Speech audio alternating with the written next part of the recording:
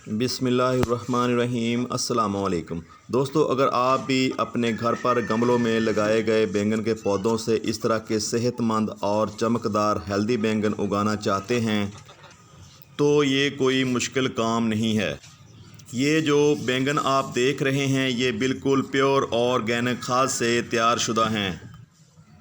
इस खाद को तैयार करना बहुत ही इजी है, जो हम आपको वीडियो के एंड में बताने वाले हैं। हमने इन बैंगन के पौधों के ऊपर कौन सा फर्टिलाइज़र इस्तेमाल किया जिसकी वजह से इस तरह के हेल्दी बैंगन आपको देखने को मिल रहे हैं।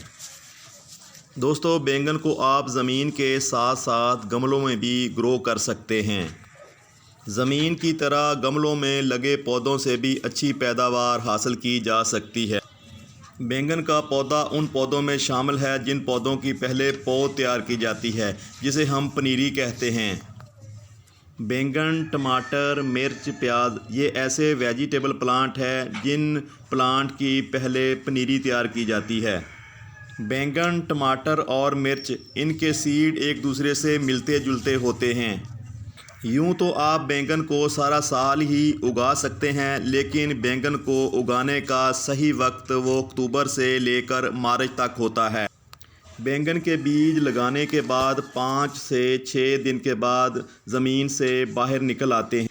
पनीरी के लिए अगर आपने मिट्टी अच्छी तैयार की होगी तो आपके पौधे तेज़ी से ग्रोथ करेंगे। सिर्फ 20 दिन के अंदर पौधे दूसरी जगह पे ट्रांसप्लांट करने के लिए तैयार हो जाएंगे।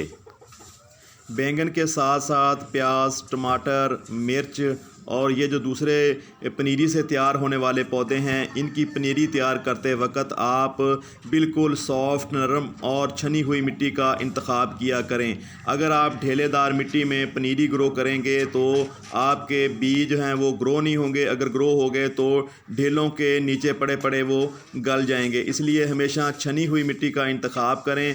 छनी हुई मिट्टी में दोस्तों बहुत ही अच्छी जर्मिनेशन आती है। पौधों को फंगस से बचाने के लिए आप इसमें मिट्टी में हल्दी पाउडर या फिर लकड़ी की राख शामिल कर सकते हैं। जब पनीरी को दूसरी जगह पे ट्रांसप्लांट करें तो इसके लिए भी मिट्टी अच्छी होनी चाहिए। मिट्टी वेल ड्रेन होनी चाहिए और मिट्टी में ज़्यादा से ज़्यादा आप डीकम्पोज गोबर की खाद डालें या जो भी खाद आपके पास मौजूद है वो खाद आप इसमें शामिल करें, क्योंकि ये जो बैंगन का पौधा होता है ये हैवी फीडर होता है। एक फ्रूट का साइज़ तकरीबन 1 पाव तक जा सकता है, तो इसलिए बैंगन के पौधे को ज़्यादा रिच फर्टिलाइज़र मिट्टी की ज़रूरत होती है। आम रूटीन में बैंगन का पौधा 40 से 45 दिन के अंदर फ्रूटिंग देना शुरू कर देता है। बाज़ औक़ात ऐसा भी देखा गया है, अगर आपने मिट्टी अच्छी तैयार की होगी, अगर आपने खेत अच्छा तैयार किया होगा तो बैंगन के पौधे के ऊपर 1 महीने के अंदर ही फ्रूटिंग शुरू हो जाती है। बैंगन के पौधे में अल्लाह पाक ने ऐसी सलाहियत रखी है कि ये सर्दी और गर्मी दोनों मौसमों में अपने आप को सर्वाइव कराने की हिम्मत और ताकत रखता है। यही वजह है कि बैंगन का पौधा पूरी दुनिया में एशिया से लेकर यूरोप और यूरोप से लेकर अफ्रीका तक ग्रो किया जाता है। बैंगन का पौधा दूसरे पौधों से ज़्यादा हार्डी प्लांट होता है, इसलिए इसके ऊपर कोई भी बीमारी हमला आवर नहीं होती। बाज़ औक़ात मिलीबग का जो कीड़ा होता है वो इसके ऊपर अटैक कर देता है, वो भी उन दिनों में जब बारिशें नहीं हो रही होती। बारिशों को हुए तकरीबन 1 से 1.5 माह गुजर जाए और इस दौरान बारिश ना हो तो बैंगन के ऊपर मिलीबग का कीड़ा हमलावर हो जाता है। इसको रिमूव करना बहुत ही आसान होता है। अगर आप किचन गार्डनिंग करते हैं फिर तो बहुत ही आसान है। आप शावर में थोड़ा सा पानी लेके उसके जो शावर होता है उसकी धार को तेज़ करके आप उन कीड़ों को अपने पौधों के ऊपर से रिमूव कर सकते हैं। दोस्तों, ये जो आप हार्वेस्टिंग देख रहे हैं ये 15 दिन के अंदर दूसरी हार्वेस्टिंग है जो हमने अपने घर पे लगे हुए बैंगन के पौधों से हासिल की है। दोस्तों, ये है वो फर्टिलाइज़र जिसके इस्तेमाल से हमें 15 दिन के अंदर 2 बार हार्वेस्ट करने को बैंगन मिले हैं। दोस्तों, अब बात करते हैं ये कौन सी खाद है और इस खाद को हमने कैसे तैयार किया है। दोस्तों, ये वही प्याज के छिलके हैं जिनको हम रोज़ कूड़ा समझकर बाहर फेंक देते हैं। जो लोग किचन गार्डनिंग करते हैं वो इन प्याज के छिलकों की अफादियत को अच्छी तरह समझते हैं। प्याज के छिलकों की खाद को 3 तरीक़ों से आप बना सकते हैं। पहला तरीका जैसा कि आप यहाँ पे देख रहे हैं, आप लिक्विड खाद बनाना चाहते हैं तो इस तरीके से खाद बनाएं। आप खाद बनाने के लिए जो भी तरीका इस्तेमाल करें उसके लिए प्याज के छिलके हमेशा खुश्क होने चाहिए। अगर आप पीस कर बना रहे हैं तो भी खुश्क छिलकों की ज़रूरत होगी। अगर दोस्तों आप इसको डीकम्पोज़ करने जा रहे हैं छिलकों को तो भी खुश्क छिलकों की ज़रूरत होगी। जब आप अच्छी तरह इन छिलकों को मिक्स कर लें, पानी में हल कर लें, तो फिर इसको आप 1 दिन के लिए ढाँप कर रख दें।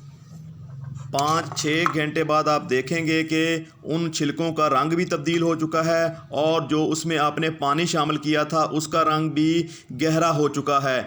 और आपने इस दौरान इनको फिर से हिलाना है ताकि अच्छी तरह इन छिलकों से अर्क निकल सके। वो जो फर्टिलाइज़र हम तैयार कर रहे हैं अच्छी क्वालिटी में फर्टिलाइज़र तैयार हो सके। फिर आपने इसको ढाँप के रख देना है। दोस्तों ये 2 दिन के अंदर खाद बन के तैयार हो जाएगी। अब आप देख रहे होंगे कि इसका रंग और गहरा हो चुका है। फिर आपने वही अमल दोहराना है। इसको अच्छी तरह आपने हिलाना है ताकि अगर कोई कसर बाकी रह गई है तो वो कसर जो है वो दूर हो सके। जो फर्टिलाइज़र हम तैयार करना चाहते हैं वो अच्छी तरह तैयार हो सके। अगर आप मेरी तरह 2 दिन के बाद इस खाद को तैयार करना चाहते हैं तो फिर आप 2 दिन के बाद भी इस खाद को इस्तेमाल कर सकते हैं। आपने इस खाद को छलनी की मदद से छान लेना है और बचा हुआ जो मटेरियल है फिर आप इस मटेरियल से दोबारा खाद तैयार कर सकते हैं या फिर आप गमलों में उस मटेरियल को डाल सकते हैं। दोस्तों ये जो हमने खाद तैयार की है ये 2 पौधों के लिए खाद तैयार की है। तो आप इसमें मज़ीद 1.5 से 2 लीटर पानी शामिल करेंगे तो आपकी 2 गमलों के लिए बेहतरीन खाद जो है वो तैयार हो चुकी है। तो आपने इस खाद को उतना ही उन पौधों को देना है जितना आप रोज़ाना अपने पौधों को पानी देते हैं। अगर आपके पौधे के गमले में कोई जड़ी बूटियां उग आई हैं तो फिर आप उनको वहां से उखाड़ के फेंक दें। ये जो जड़ी बूटियां होती हैं ये पौधों की 50% जो खुराक होती है वो हासिल कर लेती हैं। दोस्तों दूसरी बात यह है कि अगर आपके पौधों के ऊपर पुराने पत्ते हो चुके हैं तो उन पत्तों को भी आप रिमूव कर दें ताकि वो बिला वजह ही पौधों की खुराक हासिल कर रहे होते हैं। आपने आधा पानी इस गमले में और आधा पानी दूसरे गमले में डाल देना है। दोस्तों यही वो खाद थी जिसकी वजह से आपने अच्छी हार्वेस्टिंग देखी और हमारे पौधों के ऊपर अच्छे बड़े साइज़ में बैंगन देखे।